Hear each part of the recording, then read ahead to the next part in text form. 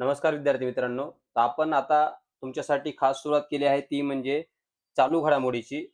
आता ही चालू घडामोडीची जी आपली सीरीज असणार आहे ती तुमची स्पर्धा परीक्षेतील सर्व क्षेत्राकरता आणि आता येणाऱ्या ज्या सरळ सेवा आहेत त्याकरता उपयुक्त ठरणार आहे. तर जास्त वेळ न घेता लगेच आपण सुरुवात करूयात. लगेच आपण प्रश्नाला सुरुवात करूयात. ओके. तर पहिला प्रश्न आहे, जगातील पहिली nuclear processed heat based hydrogen production सुविधा कोणी सुरू केली?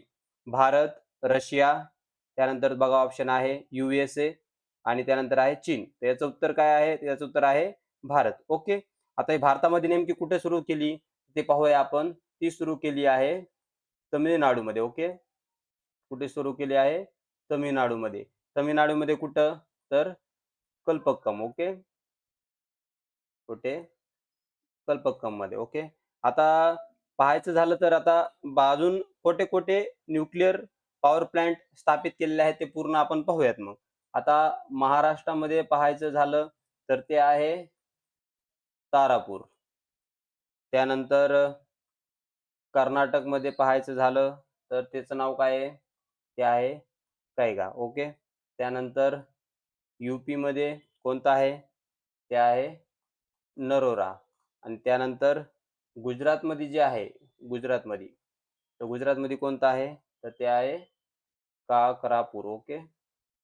आलं लक्षात सर्वांच्या? कोठे-कोठे आहे स्थापन केलेली न्यूक्लिअर पॉवर प्लांट्स? ओके, चला घेऊया पुढचा प्रश्न.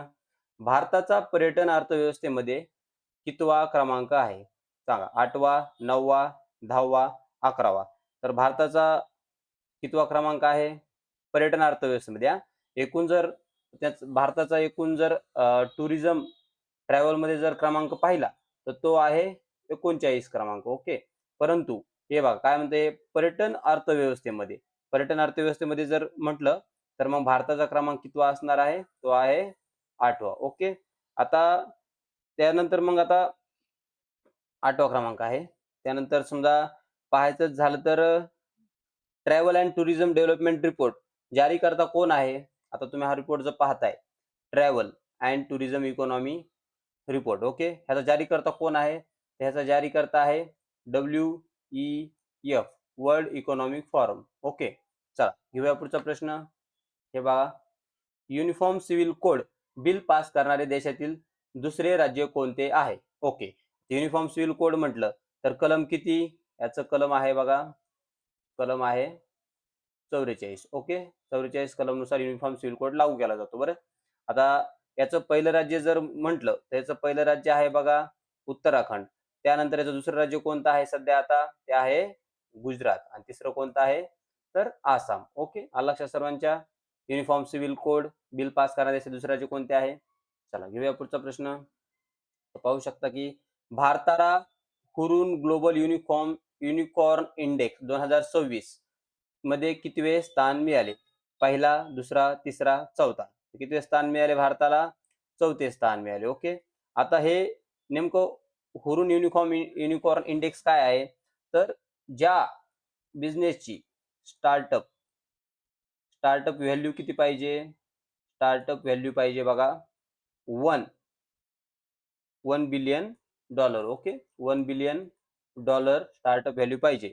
तेव्हा ते युनिकॉर्न म्हणून संबोधले जाते. आता यामध्ये भारताचा कितवा क्रमांक आहे? चौथा. तर मग यामध्ये पहिले टॉपचे देश कोणते कोणते आहेत? ते पाहायचं झालं तर मग पहिल्या स्टार्टिंगला तुमचा असणार आहे तो कोणता? USA.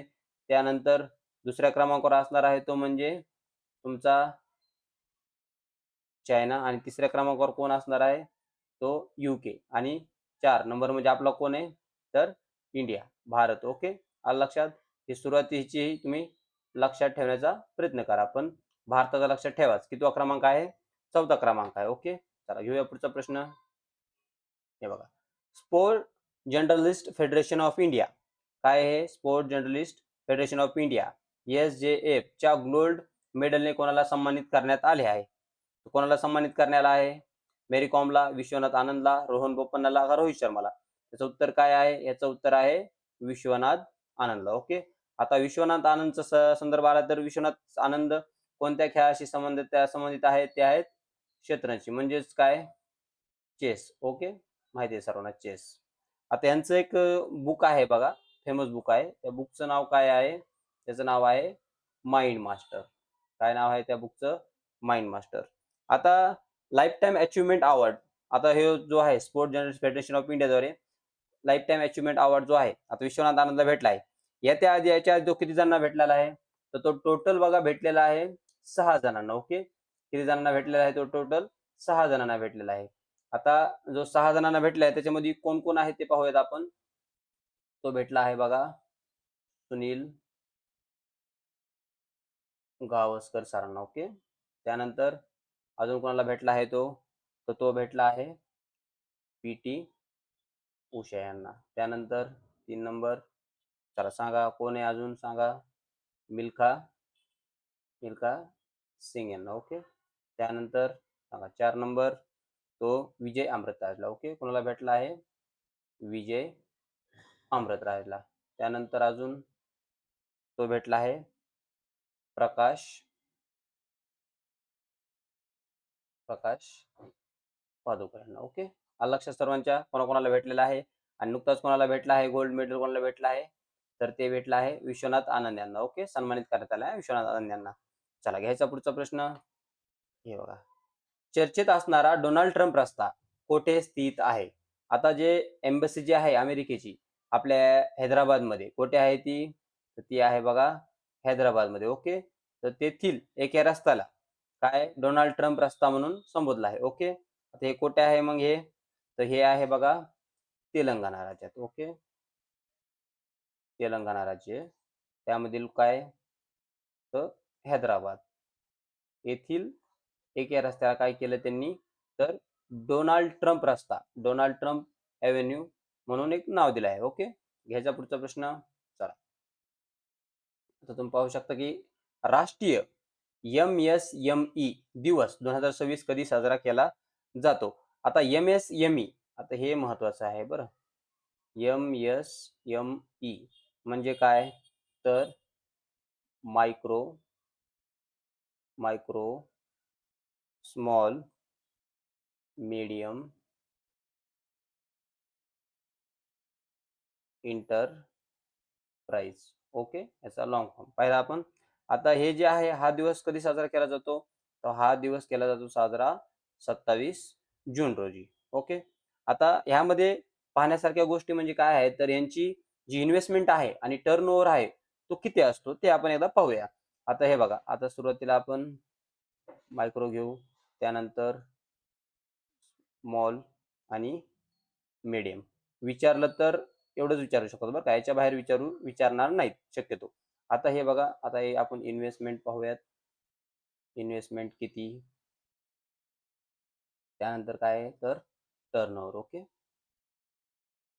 आता इन्व्हेस्टमेंट झालं तर मायक्रोमध्ये किती? समजा मायक्रोमध्ये बघा 2.5 करोड. ओके, 2.5 करोड. पुन्हा इथं स्मॉलमध्ये काय आहे? तर 25 करोड. त्यानंतर मीडियममध्ये काय? 125 करोड. लक्षात सर्वांच्या. पाहिलं इन्व्हेस्टमेंट किती किती पाहिजे? मायक्रोमध्ये 2.5 करोड, इथं 25 करोड आणि मीडियममध्ये 2.5 करोड. आणि टर्नओव्हर किती पाहिजे? टर्नओव्हर सोपं एकदम, तुम्ही लक्षात ठेवू शकता.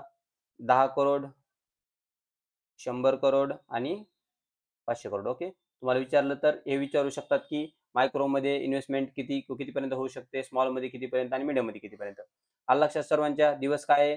27 जून. ओके, चला याचा पुढचा प्रश्न. हे बघा, इंडस्ट्रीयल ग्रोथमध्ये तेजी आणि इन्व्हेस्टमेंट वाढवण्यासाठी गो ईस्ट पॉलिसी कोणी लॉन्च केली? कोणी? उत्तर प्रदेश, पश्चिम बंगाल, ओडिसा का झारखंड? आता याचं उत्तर काय आहे मित्रांनो? तर याचं उत्तर आहे ओडिसा. ओके, 7 सिस्टर मधलं एक राज्य आहे.